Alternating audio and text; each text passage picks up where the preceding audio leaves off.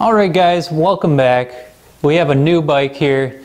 Actually not a new bike at all. This has been my bike since 2016 when I bought it at Walmart for $64 on sale. It is new to the channel because it has just worked so well for me and it is so comfortable. I didn't want to, quote, ruin it by putting a motor on it. But for the last 3 years it's just been sitting in the attic and I haven't been riding it anyway. So I figure what not a better time than now to motorize this bike. Now you're probably wondering, where's that engine going to go? I have a lot of ideas. I've seen people motorize full suspension bikes like this by putting motors up here above the front wheel, putting them like here above the rear wheel, on the side of the rear wheel, chopping up various parts of the frame in the center. I'm not exactly sure which direction I'm going to go with this build yet, but I know it's going to be epic. So if you want to see me modify this bike into a motorized version, make sure you subscribe and hit that notification bell, and then you'll know when more videos come out. But before we get started with even figuring out what's going to happen with this bike, I need to take the motor off of my current bike so we have something to test with. So let's go do that. Alright, so here is our donor bike. I've been riding and building this on the channel for the last, a little bit over a year now. And, it has served its purpose. It is functional. It is a just basic YD100 off of eBay. I've added a Phantom 85 exhaust to it. Other than that, just completely bone stock. It served its purpose, but it's time to move on to the next thing.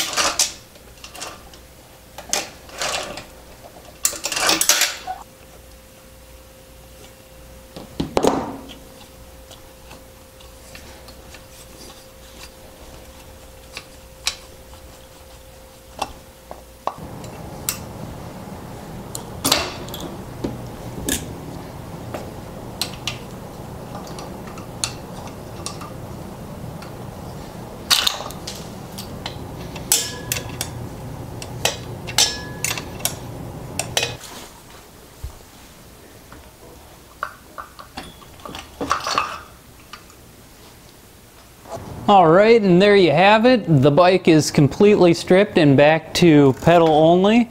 And we have our motor kit in a box down here.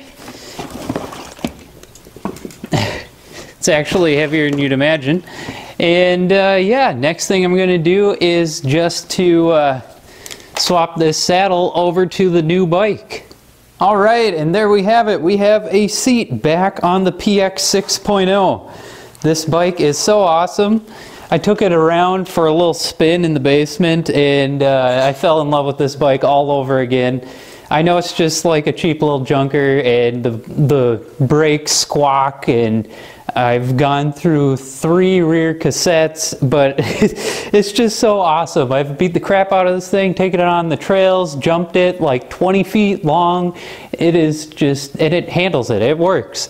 It's comfortable, and you could just kind of stop on it and you can just move it wherever you want and just hold still. It's a great bike and it fits me well. So that's why I'm super excited to use this as the next project. And now that the seat's on, we know where my butt is going to be and how much compression we're going to have, so we can figure out where that motor has to go. So we'll be cutting back to that next. All right, everyone, welcome back. So we've been doing a little bit of research here. I've been taking some measurements, and I'm just figuring out where exactly I'm going to put the engine on this thing. I've decided I don't want it up front because that's going to make the steering really heavy, and I don't want it up high in the back because then it's going to make a lot of vibrations. So I'd like the weight as low and as centered as possible. So I've decided I'm going to build a custom rear swing arm that essentially makes more room for the engine right here. And then I can just move the wheel back in this new swing arm. Now it will extend the wheelbase, which will change the leverage on this shock, so this might need to be relocated, but it'll retain all the suspension components and provide a good mounting place for the engine that won't throw chains when we have compression. So yeah, let's get to it and figure out how we're going to do that. Okay, so this is another full frame suspension bike that we've been using to part out for other projects. You might have noticed this part of the shock is missing, or the mounting tabs, and that was sawzalled off for the shock that I put on the Briggs & Stratton project. But what this holds, or what this has that is going to help us, is it has the same distance from here to here, meaning that this can be swapped onto the other bike. So I can modify this rear swing arm as much as I want, and if it doesn't turn out and it gets destroyed, I still have the original bike to work with, which is good. And also, even if it does work, if I want to switch back to the original setup, it's only a matter of 2 bolts. So I'm going to use this as the base for our rear swing arm that we are going to be extending. Okay, through the magic of film editing, we now have our rear swing arm completely disassembled and down to the metal. Now we just have to figure out how exactly we are going to line up the engine onto this swing arm, or more accurately, where we're going to start from. Now, the crankcase will be going here, the crankcase for the pedals. The nice part about us working on this instead of the bike is we can always go back and see if we're going to have issues with pedal clearance or brakes or anything else, and measure it and then copy that onto this. But there's the engine that we need to somehow make accommodations for. So this is where we get to the part where we just kind of line it up and look at it and figure out where we want this thing. Things that we need to keep in mind are the output of the chain, room for the carburetor, room for the exhaust. These two are easily modifiable.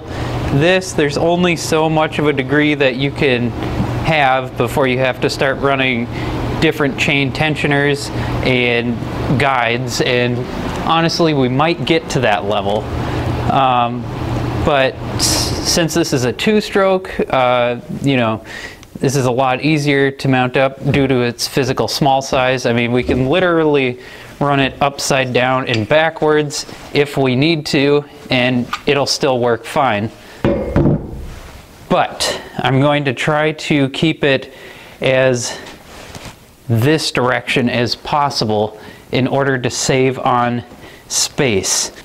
Okay, we're back. So I've come to a conclusion here with this, that is that we are going to cut out this crank bearing holder, and then that's going to be moved up in front of the engine, and that'll retain our original mounting point to the bicycle frame. And then here, here, and here, we will tie that back together into a new tube, and instead of being at an angle like this on a bicycle frame, we're going to run it like this, and then the engine will be sitting like that. Now we might run into some issues with the bottom of the chain hitting this bolt, but this at least orients the top of the chain where it needs to go to line up with the sprocket so we're not rubbing on frame here or here. And if I have to make a little tensioner down here, that's fine. So that's the plan, and then we'll have our bar coming here, and then we'll have probably a bent piece or 3 pieces cut like this, this, and this coming down encasing the engine, and then our shock will mount up here and then onto the bike. And then that should only extend our wheelbase by a matter of about 9.5 to 10 inches, give or take. So considering it's only at 40 inches currently, that shouldn't be too bad. It'll be a little long, but I think it is the best way to be doing this.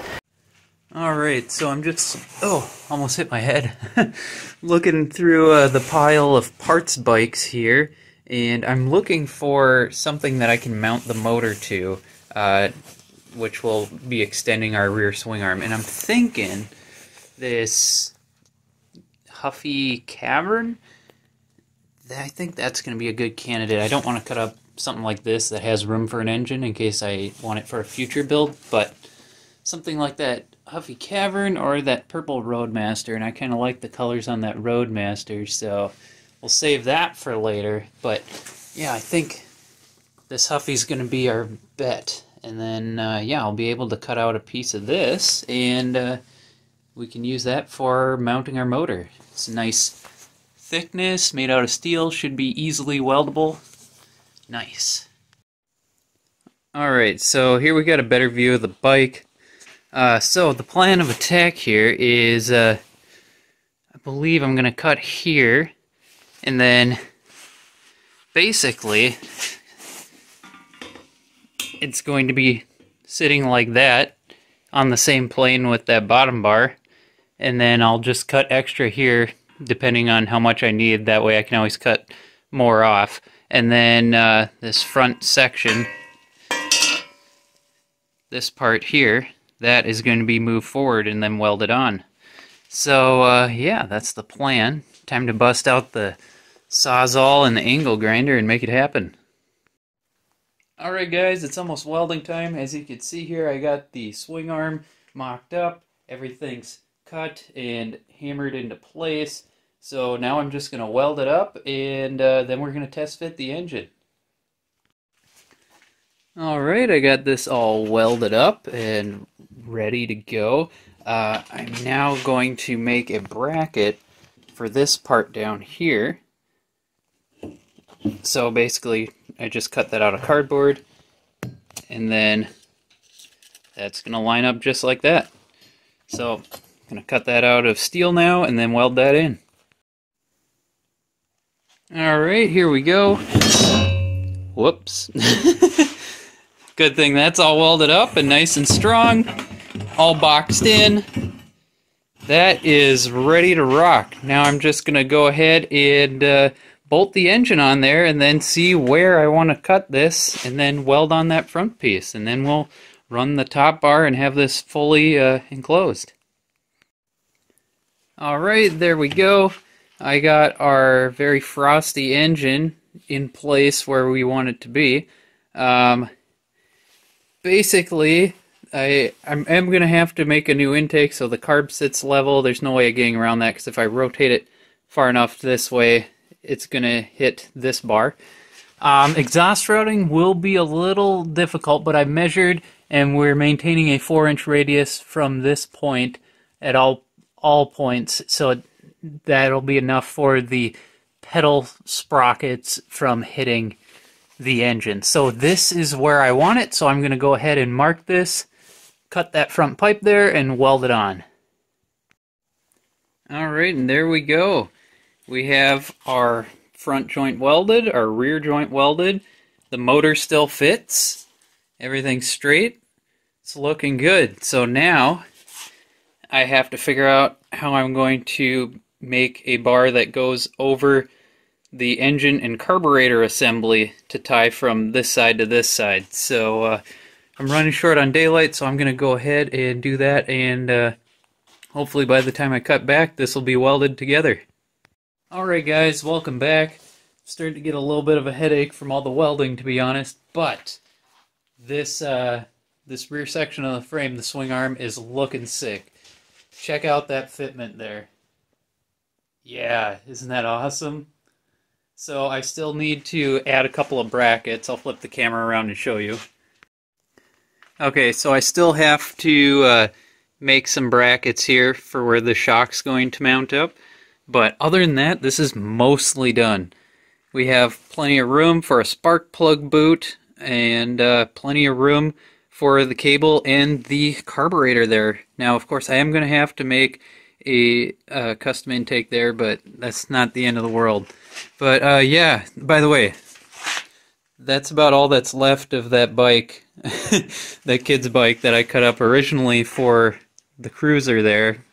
And then now, these we have pieces of the handlebar, and then this bar here is the same as that, which is from that bike. So all used materials so far. I switched welding wire because I ran out, and the new stuff is welding great. So much less current is needed. That is awesome. So yeah, I'm just going to go ahead and make a couple of brackets out of this. I am going to use new steel for this. Got some nice flat bar there. That'll make it nice and easy. And then, yeah, this is pretty much ready for paint and assembly. Alright, and there we have it. We have our brackets welded on, already drilled out and ready to go there. Everything is paint prepped on the front half here, and yeah, I'm just gonna lay down a coat of gloss black, and then this is ready for some building, ready to go on the actual bike frame. Alright, earlier today I sprayed a coat of gloss black on this, and man, did it ever turn out nice. Oh, this is going to look so sick on the bike. Alright guys, welcome back. I'm super stoked how this rear swing arm turned out. It is really looking great. That was just 2 coats of gloss black. So yeah, I'll flip around the camera and show you what we got going on here. Alright, so there's our new swing arm.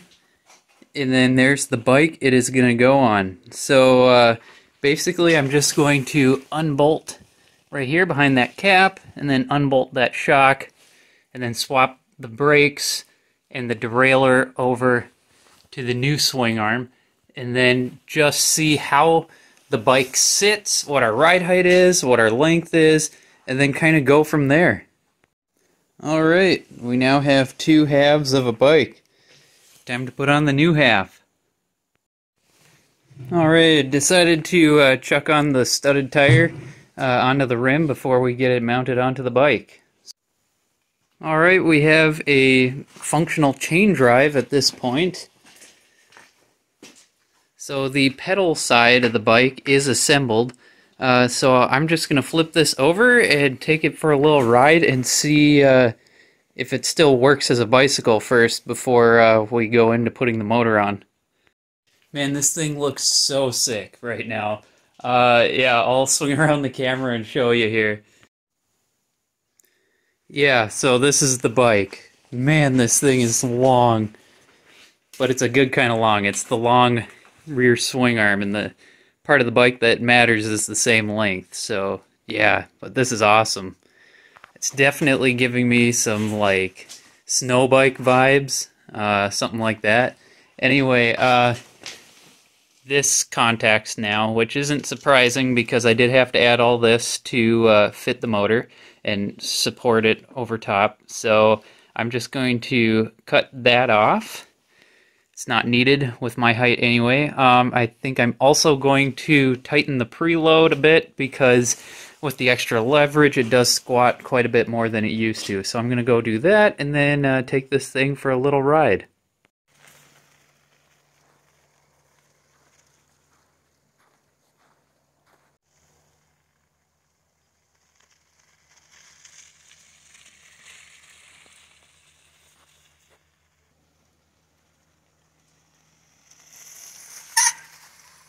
So the brakes are still squawky, obviously, but as you can see, the bike has plenty of movement, and it is a very comfy, cushy ride. So I'm pretty happy with that. All right, here's a better angle for you guys. Yeah, this thing actually rides like Cadillac level soft. It is super comfy. I have the preload set all the way on that spring, and I guess it's just the way the suspension geometry works with that extended swing arm, putting more leverage on it. But yeah, it's super comfy, more comfy than it was before. I can't wait to get a motor on this thing. Alright, a bit of an update here. I got the brakes swapped over. I had to grind off a little cable holder there to have full travel on that side. I am waiting on a cable that is long enough to go all the way from the handlebars and all the way back, so I have that on order. And in the meantime, I'm just getting everything else done that I can. We have our throttle hooked up on the handlebars anyway. We have our other hand grip on there, clutch control lever on there, dual pole brake lever on there, front brake is hooked up, and then also I got the engine mounted up, and it fits exactly perfectly as planned. And yeah, our chain just barely clears the crankcase for the pedal drive. So yeah, I didn't think it was going to be that tight, but I'm glad it worked out. So yeah, now I'm just putting as much stuff on as I can. Maybe I'll put on the tank next. Eventually we're going to have to figure out a new intake situation, because I'll show you with the carburetor here. It no longer sits correctly, which we already knew that would happen, so I have to cut and weld an intake so it'll have the correct float level situation there. And then, yeah, also the exhaust, I'm thinking we're going to have to do something about. But yeah, I'm just going to keep plugging away at this and see what I can come up with. Alright everyone, welcome back. So now I'm going to be working on the intake manifold. As you can see here, this is a cast piece, so that's going to be difficult to chop and weld. So I have a older style intake manifold that is the angles, and I'm going to try just take a pie wedge out of that and weld it back together to get the right carburetor float level situation. So I'm going to go through my parts pile and see what I got. Well, crap. Thought I had a stock intake in here somewhere, but just have a cylinder head and a coil and a muffler and carburetor and some grips. Alright, I guess we'll make an intake. Alright, I think we got something we can work with here. This 3/4 inch tube just barely fits inside the carburetor, so that'll mount up. Now I need it to be bent, so I have a little piece of handlebar left.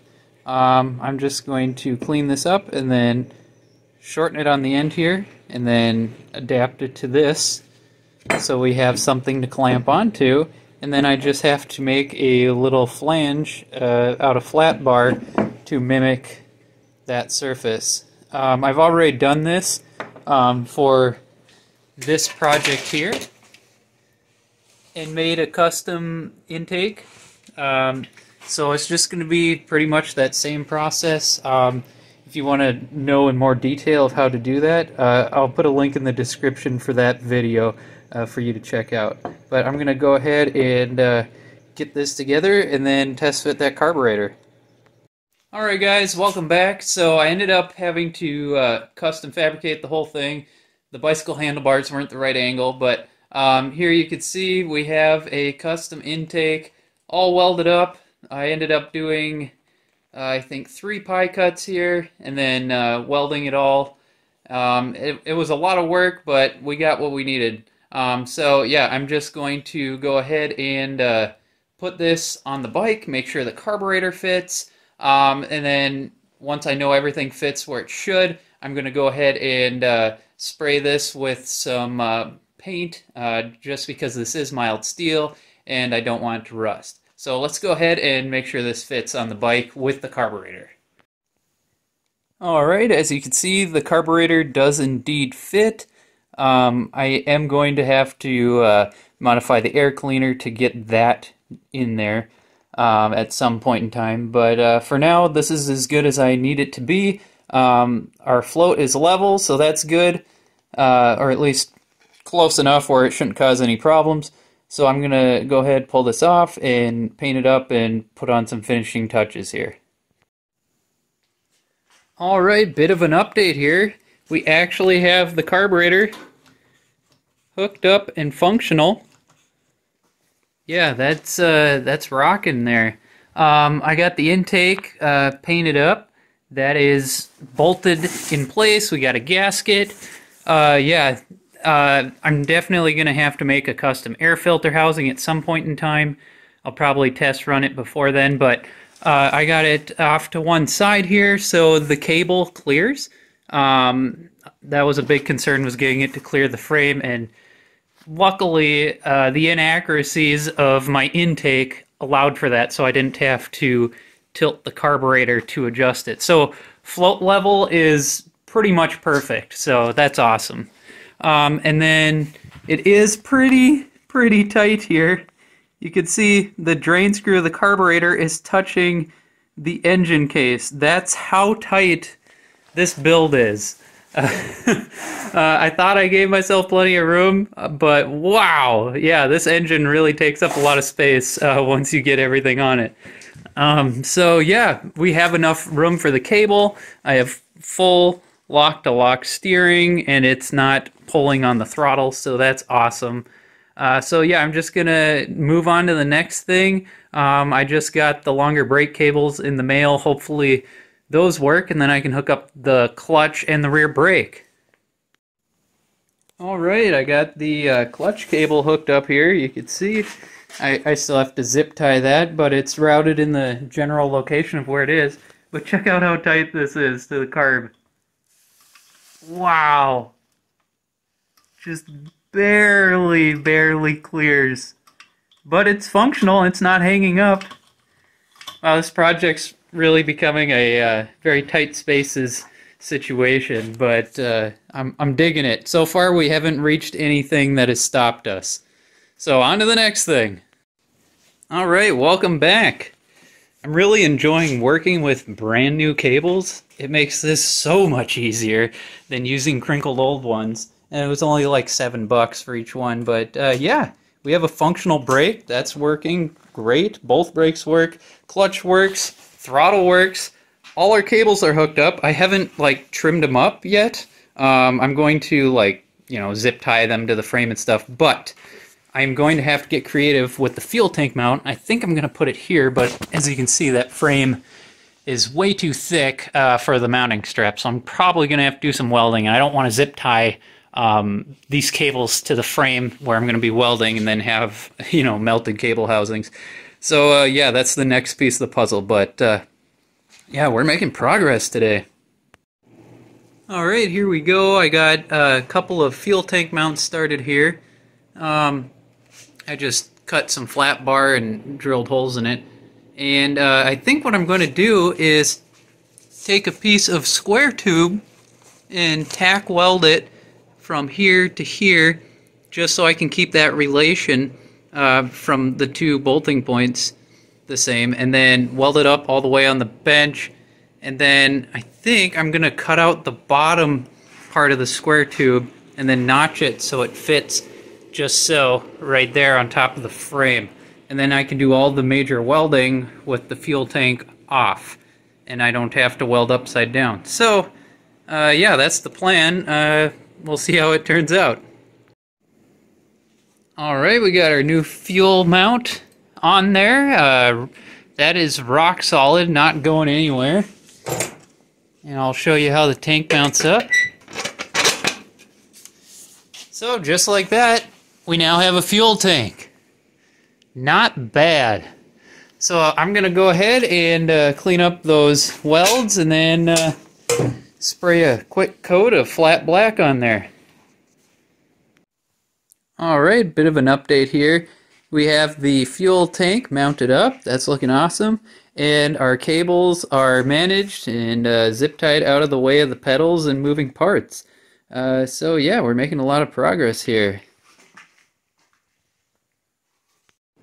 Well, I got a little update here on the exhaust. I've custom fabricated this using the original muffler.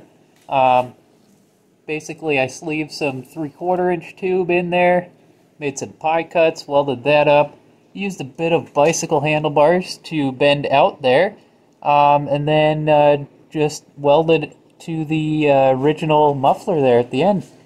That is looking super sick. From the top down, you can see I have plenty of pedal clearance, so yeah, I'm digging it.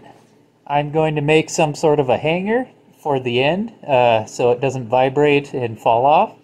And then I'm just going to finish welding up this final joint right there. Alright, and there it is. We have a complete exhaust system. I have my bolted hanger here that's welded onto the muffler. That can be unbolted and removed if need be. And then we have it curve around the frame and then back up over here to the engine. And if you'll check this out, we have complete pedal clearance. Awesome. Man, this thing is looking so sick.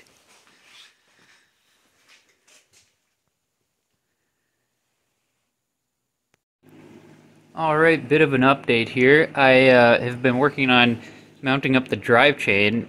I had put in 2 extra links and then we got really long. That was in order to try to fit the tensioner, which is pretty tight in there.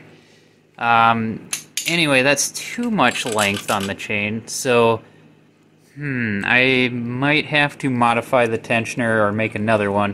And then also I have a little bit of a clearance issue here. See if I can get a better angle. The bottom of this standoff for the brake is hitting the chain, so I might just have to grind that to make a little room. I'll cut back once I've made some progress on this.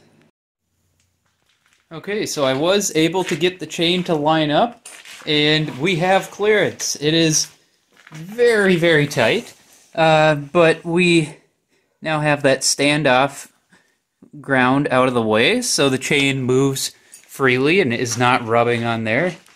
We have good chain alignment top down. So yeah, that should work fine without throwing the chain. And from the front here, you can see we got the tensioner figured out. I did have to Dremel out that slot to get more adjustment on the tensioner and take out 2 links. But yeah, it's working.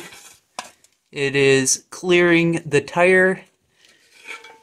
Everything is good. So this, I've tested it, I've rolled it back and forth, and yeah, I think this should be just fine. So yeah, on to the next step. And now we have a fuel line hooked up, polyurethane tubing. Yeah, you can get 10 feet of this for like $10 on eBay. So I did that.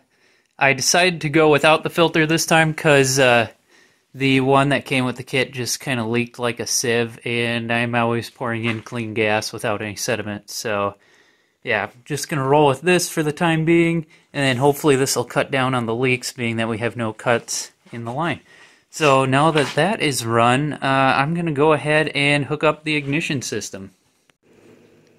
Alright, the coil is mounted up and hooked up to the spark plug. Now I just have to run our wires down to the magneto generator and our kill switch, and then also mount up our tachometer back onto the handlebars, and then this thing's pretty much ready to rock and roll. Alright, I got all our wires run here. I extended the wires that come out of the crankcase there, ran around the other side of the pipe to avoid the exhaust, and then up here, and then they connect into the coil there, and then the kill switch goes up there, and then we have our tachometer. That's all zip tied in place and run back to the coil wire. Everything's functional here. When I push up and down, it gives more room instead of binding the cables, or instead of tugging on them. So yeah, this looks good. Now I just have to figure out some way to create some sort of deflector for snow from getting slung into the carburetor from the rear tire. So I'm going to figure out something for that quick, and then we pretty much have a runner.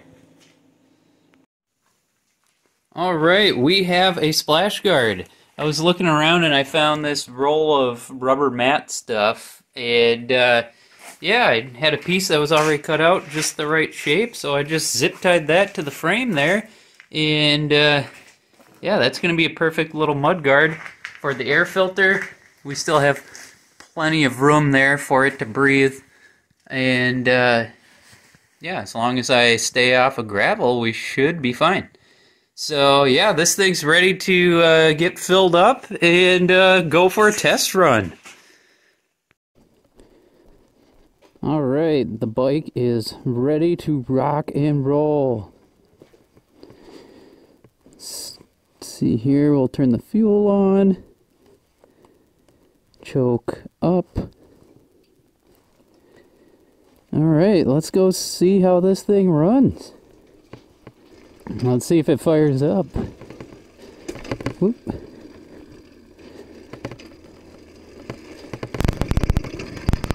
Oh, right up. Holy crap. Wow. Okay, turning the choke off. I was not expecting that.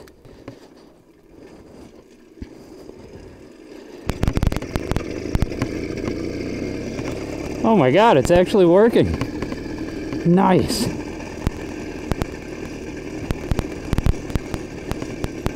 Oh, it's taking a little bit to get used to.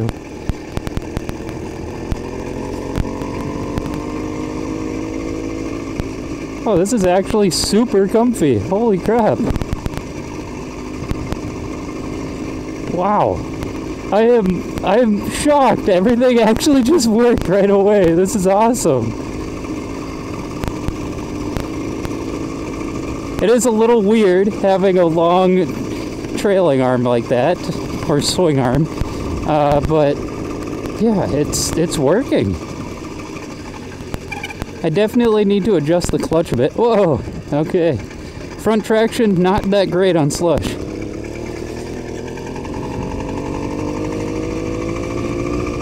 Yeah, seems to be having decent power. I'm not getting any weird vibes, nothing weird like for a motorized bike. Everything's just working. Wow.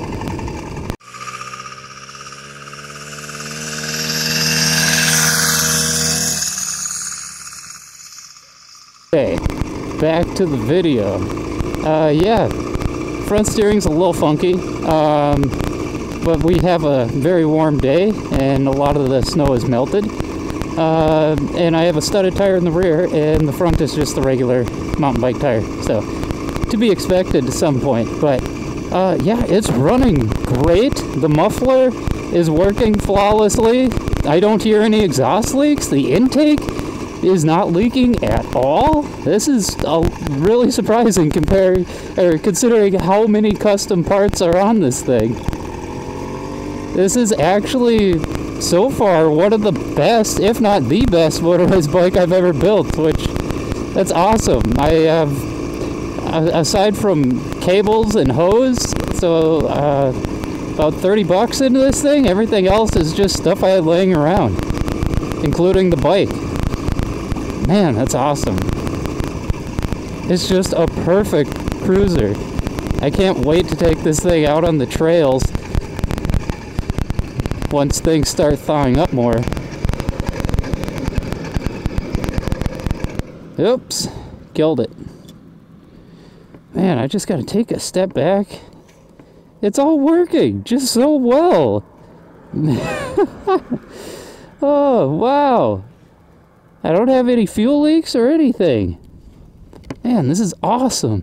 The clutch definitely needs to be adjusted, but that's fine. Not a big deal.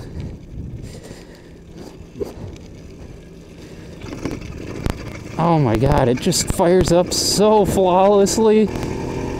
Oh, it is so nice not having the engine physically attached to your seat. Oh, okay, I'm not running an airbox. I really need to watch out for the slush.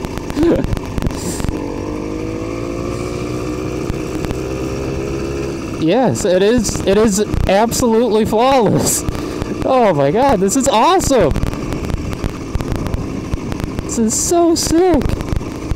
I'm loving it. Man, I'm going over bumps right now and ruts in the road, and it's like I can't even feel them. It's so cool. This is definitely the way to do a full suspension motorized bike. Putting that engine on the rear swing arm, it's just so good.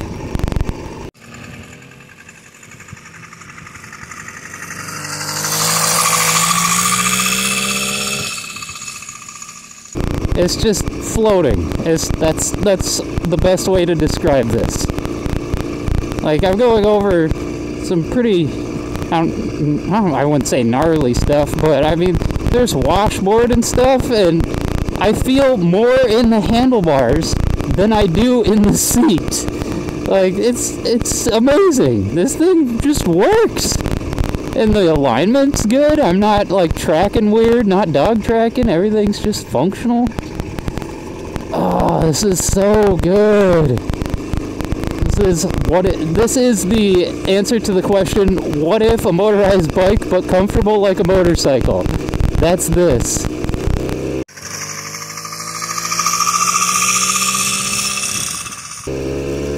Oh, I was going to open it up a little bit. I've still got to remember we are mostly untested at this point. Just taking it easy for today, but yeah. This is awesome, guys.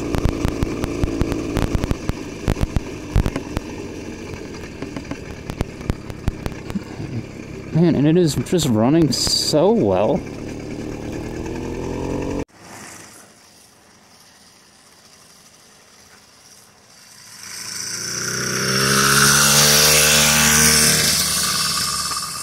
I'm running a 25-to-1 mix with Polaris synthetic 2-stroke oil and just regular 87 octane gas.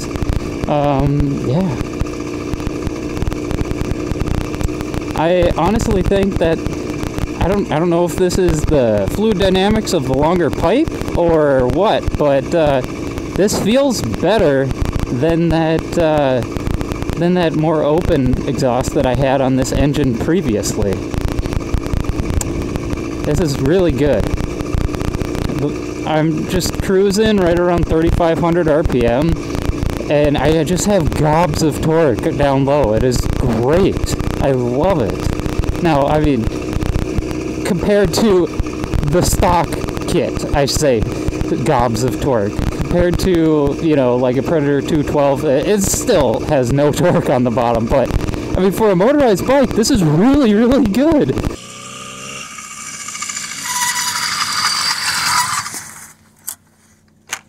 Damn, I love this bike. All right, the bike is done. I love it. This thing's so awesome. We have the engine back here where it belongs, right next to the wheel. Full suspension in the rear. Full suspension in the front. Everything just works. I dumped it about 5 seconds ago. It hit my knee on the tank. That's solid as a rock. Didn't move. It's just an all-around great bike. And the best part of all, that exhaust. The exhaust that points the right direction and isn't in the way of your leg or your feet. It's just a super ergonomic bike, and I love it. If you guys like this content, make sure to subscribe, hit that thumbs up, and hit the notification bell, and I'll see you guys next time.